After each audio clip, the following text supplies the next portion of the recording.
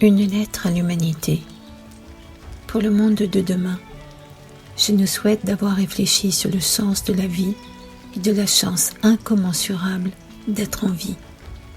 De penser à l'autre non plus comme l'autre, mais comme sa part de soi, la vie.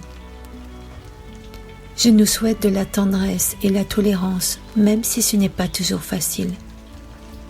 Se souvenir que nous sommes ensemble et que c'est uniquement ainsi que nous allons entamer le grand changement qui a déjà commencé. Que nous puissions choisir comme religion la place de l'autre pour plus de place à soi. Que notre planète soit notre plus beau bébé, le plus précieux à protéger, notre projet commun, non plus pour une priorité, mais comme un partage équitable. Que nous tournions définitivement le dos aux grosses industries lobbyistes financiers. Que nous nous souvenions que notre part humaine est aussi notre part animale et que nous retrouvions le sens du respect vis-à-vis des animaux, végétaux, terre, air, cosmos, etc. Et que c'est dans l'authenticité de notre vivant que nous trouverons les ressources de notre lumière intérieure. Que nous soyons aussi conscients que possible de chaque changement en conscience et nous nous unissions pour notre bien commun que la Terre nous a légué. Que nous gardions en mémoire ou réapprenions les phrases des anciens, des peuples premiers qui vivent à l'abri de notre folie que nous sommes, non plus pour nous servir de tout, mais que nous sommes intrinsèquement liés. Que la réussite de l'autre est aussi et surtout notre réussite. Que nous puissions nous servir de notre violence à créer et non plus détruire. Que chaque chose qui vit ici, y compris que nous ne savons pas, puisse bénéficier de notre protection. Que le présent se conjugue en bienveillance.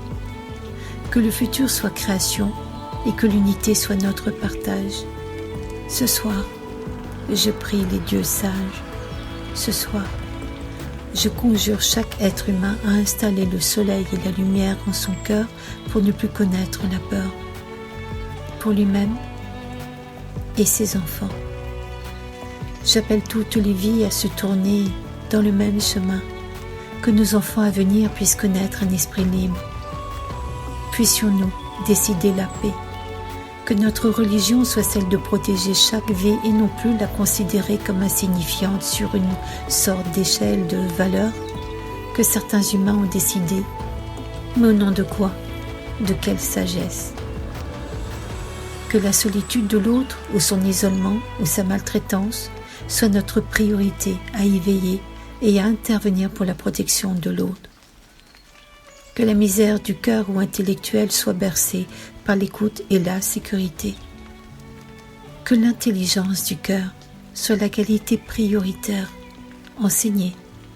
Oui, quelle est l'intelligence du cœur? Je parle de l'amour, bien sûr.